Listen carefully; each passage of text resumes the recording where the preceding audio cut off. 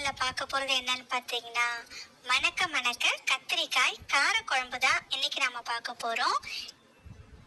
இந்த கார குழம்போட சுட சுட சாதமும் தொட்டுக்க வெறும் அப்பளம் இல்ல வடை மட்டுமே போதும். சாப்பாடு நமக்கு ரொம்பவே திருப்தியா இருக்கும். வாங்க இதை எப்படி செய்யலாம்னு பார்க்கலாம். முதல்ல பிஞ்சி கத்திரிக்காயா ஒரு 8ல இருந்து 10 கத்திரிக்காயை எடுத்துக்கங்க. மேல் பக்கம் 4 பகுதியாகவும் அடியில சேர்ந்த மாதிரியும் நறுக்கி எடுத்துக்கங்க. அடுத்து ஒரு பேன்ல ஒரு 3 டேபிள் ஸ்பூன் நல்லெண்ணெய் சேர்த்துக்கங்க. இப்ப இந்த எண்ணெயில நாம நறுக்கி வச்ச கத்திரிக்காயை சேர்த்துக்கலாம்.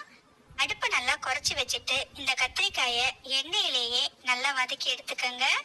கத்திரிக்காய் கொஞ்சம் கொஞ்சமா வதங்கி நல்லா சுருங்கி வரணும். ஒரு 80% இந்த கத்திரிக்காய் இந்த எண்ணெயிலேயே நல்லா வெந்து வரணும். இந்த அளவுக்கு வந்ததும் இப்ப நாம கத்திரிக்காயை மட்டும் எண்ணெயிலிருந்து வெளியே எடுத்துடலாம். அடுத்து அதே எண்ணெயில ஒரு 1/4 ஸ்பூன் அளவுக்கு கடுகு உளுத்தம்பருப்பு சேர்த்து தாளிச்சுக்கோங்க. கடுகு நல்லா பொரிஞ்சு வந்ததும் இன்னும் ஒரு 1/4 ஸ்பூன் அளவுக்கு வெந்தயம் சேர்த்துக்கோங்க. கூடவே 2 காஞ்ச மிளகாயும் சேர்த்துக்கோங்க. அடுத்து ஒரு 20 பல் பூண்டு சேர்த்துக்கோங்க. பூண்டு இந்த எண்ணெயிலேயே நல்லா வதங்கி பொன்னிறமா செவந்து வரட்டும். பூண்டு நல்லா செவந்து வர வரைக்கும் வதக்கி விட்டுக்கலாம். பூண்டு நல்லெண்ணெயில வதங்கும் போது வாசனை ரொம்பவே நல்லா இருக்கும். அடுத்து இதுல ஒரு 20 சின்ன வெங்காயத்தை நறுக்கி சேர்த்துக்கோங்க. இந்த சின்ன வெங்காயமும் நல்லா வதங்கி பொன்னிறமா செவந்து வரணும். பூண்டும் சின்ன வெங்காயமும் நல்லா வதங்கி செவந்து வந்தாதான் நமக்கு குழம்போட மனமும் சுவையும் ரொம்பவே நல்லா இருக்கும். பார்த்தீங்கன்னா ஓரளவுக்கு ரெண்டுமே நல்லா செவந்து வந்துடுச்சு.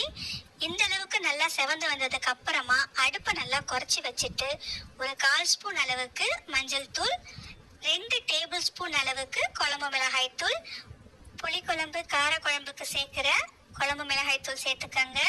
கூடவே 1 ஸ்பூன் அளவுக்கு நல்ல கலருக்காக காஷ்மீரி மிளகாய் தூள் சேர்த்துக்கங்க.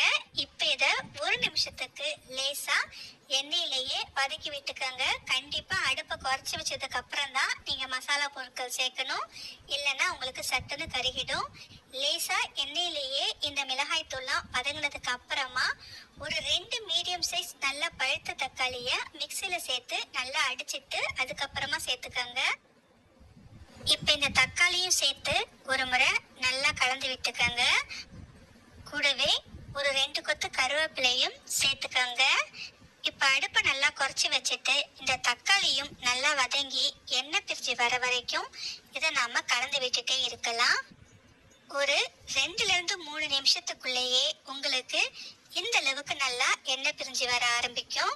இந்த அளவுக்கு வந்ததும் ஒரு சின்ன எலுமிச்சை அளவுள்ள புளிய தண்ணியில கரைச்சிட்டு வடிகட்டி சேர்த்துக்காங்க. இதையும் நல்லா ஒரு முறை கலந்து விட்டுக்கலாம். இதுக்கப்புறம் நமக்கு குழம்புக்கு தேவையான அளவு தண்ணியும் சேர்த்துக்கலாம். குழம்பு கொஞ்சம் திக்கா வேணும்னா தண்ணி கொஞ்சம் குறைவாவே சேர்த்துக்காங்க. இந்த அளவுக்கு இருந்தா சரியா இருக்கும். அடுத்து இதுல தேவையான அளவு கல்லுப்பு சேர்த்துக்கங்க. கூடவே ஒரு 1/4 ஸ்பூன் அளவுக்கு பெருங்காயத்தூளும் சேர்த்துக்கலாம். குழம்பு நல்லா கொதிக்க ஆரம்பிச்ச உடனே ஒரு 1/2 டேபிள் ஸ்பூன் அளவுக்கு பொடிச்ச வெல்லம் சேர்த்துக்கங்க. வெல்லம் கண்டிப்பா மறக்காம சேர்த்துக்கங்க. வெல்லம் சேர்க்கும் போதுதான் உங்களுக்கு அந்த புளிப்பையும் காரத்தையும் நல்லாவே இந்த வெல்லம் எடுத்து கொடுக்கும். அடுப்பை மீடியம் ஃப்ளேம்ல வச்சு இப்ப இந்த குழம்ப நல்லா கொதிக்க விடுங்க.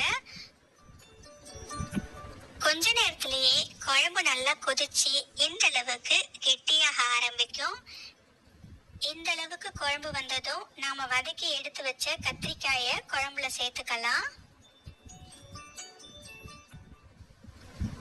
இப்ப இந்த குழம்ப மூடி போட்டு ஒரு 5 நிமிஷம் மீடியம் லோ ஃப்ளேம்ல வச்சு நல்லா கொதிக்க விடுங்க.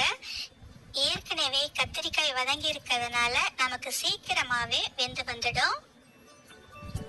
ஒரு 5 நிமிஷத்துக்கு அப்புறம் திறந்து பார்த்தீங்கன்னா மணக்க மணக்க கத்திரிக்காய் கார குழம்பு சூப்பரா ரெடி ஆயிருக்கும். நேரமாக ஆக இந்த குழம்பு இன்னுமே நல்லா கெட்டியாயிடும். அவ்வளவுதான் ஃப்ரெண்ட்ஸ், இந்த கத்திரிக்காய் கார குழம்போட சுட சுட சாதம் வெறும் அப்பளம் மட்டுமே போதும், அட்டகாசமா இருக்கும். ஓகே ஃப்ரெண்ட்ஸ், இந்த ரெசிபியை உங்க வீட்டில் ஒரு முறை ட்ரை பண்ணி பார்த்துட்டு எப்படி இருக்குன்னு சொல்லுங்க. இந்த ரெசிபி உங்களுக்கு பிடிச்சிருந்தா லைக் பண்ணுங்க, ஷேர் பண்ணுங்க.